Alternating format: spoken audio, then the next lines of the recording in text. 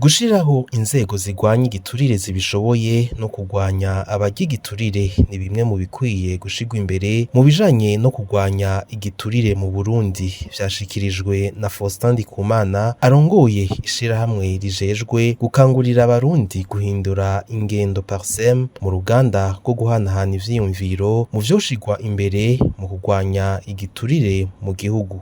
Nuko guhana igiturire biba ingendo cane cane abo nyene abo nyene bari mu mabanga canke n'ibiki kugira ntabe gukingiranira ikibaba no gushira rero imigenzo myiza mu gihugu. Iyo baba basaba ati rekana amatungo imbere kunjira mu mabanga, yakuvanga amabanga yo kudaraza no kugira gute, reka kwitiranya inyungu z'igihugu n'izawe muri rusangi.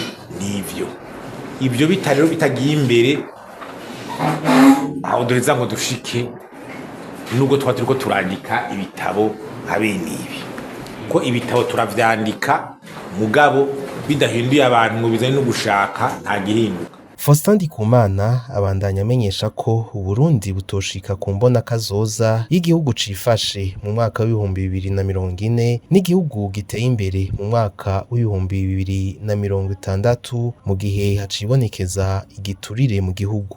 Ivy'intwari bere n'igiturire bikigumye uko biri, ijya strategy ijya ntumbere ijya mbono dushake tuzinge igitabo tuje kuryama izo bicitse ururirimbo gusa, kuko ni haniho bihagaze.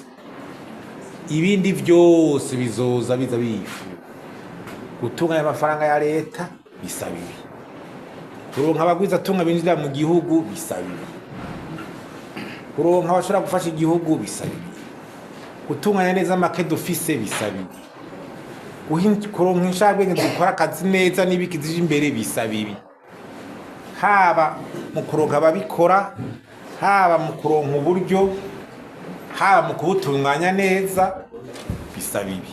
Urumva rero ibi bitahari nuba ko turiko turidigadiga.